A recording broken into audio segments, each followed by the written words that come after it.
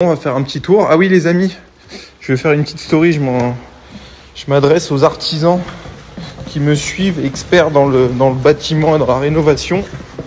Je vous explique le contexte, très important, story, je pense assez intéressante. Enfin, j'en sais rien, mais en tout cas, j'ai besoin de votre avis. À la base, quand j'ai acheté ce bâtiment, ici, il n'y avait pas d'étage. Donc j'ai fait venir des artisans qui m'ont fait un étage, qui est d'ailleurs très bien fait, je suis très content. Au-delà de ça, ici, il y a des toilettes donc, qui ont toujours existé. Les artisans n'y ont pas touché. A priori, enfin c'est pas a priori, ils avaient des échafaudages pour pouvoir donc construire l'étage.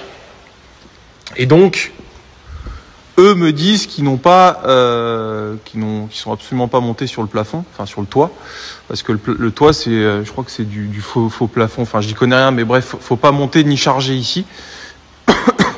Sauf que un jour, mes gars rentrent aux toilettes et ils s'aperçoivent que le faux plafond s'est cassé la gueule. Dieu merci, il n'y avait pas de clients, personne n'était en train de chier à ce moment-là.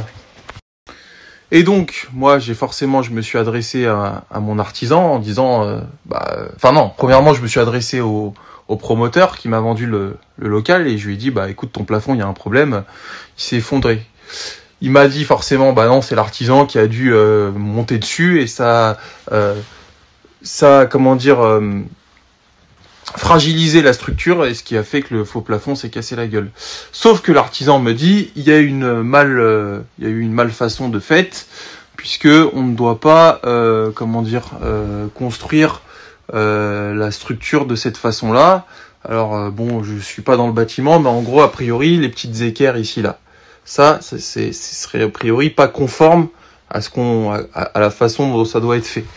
Donc je m'adresse aux artisans parce que je remets pas en doute l'artisan parce qu'en l'occurrence c'est mon pote donc je lui fais confiance, mais si tu veux je suis dans un cas où le promoteur me dit non c'est pas de notre faute, c'est l'artisan qui a déconné, et l'artisan me dit non c'est pas de ma faute, c'est le promoteur qui a déconné. Donc forcément qui c'est qui va raquer? C'est Bibi. Encore une fois, c'est pas une question d'argent, c'est une question de principe, j'aime pas me faire baiser. Donc si parmi vous il y en a qui sont dans le bâtiment et qui seraient en mesure de m'expliquer quelle est la vraie raison, si vous avez besoin de photos, etc. J'ai un dossier de l'effondrement de ce plafond. Je serais curieux de savoir ça pour pouvoir m'adresser aux bonnes personnes. Parce que là, sinon, je vais devoir faire venir un expert, etc. C'est un truc qui va durer des semaines et j'ai pas envie. J'ai autre chose à foutre que de m'occuper du plafond des chiottes. Voilà les amis. Bon les gars, je repars de Chartres. Bon, vous êtes tous unanimes. J'ai eu 30 ou 40 messages pour me dire qu'il y avait bien une malfaçon. Pour ça, avant de faire passer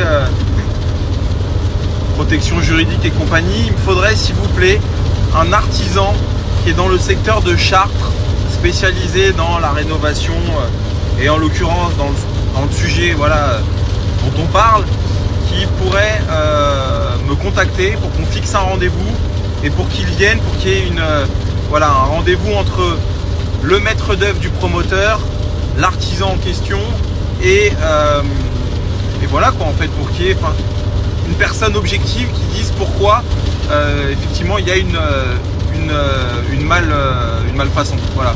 Donc s'il vous plaît les amis, un artisan dans le secteur de Chartres. Voilà. Merci beaucoup.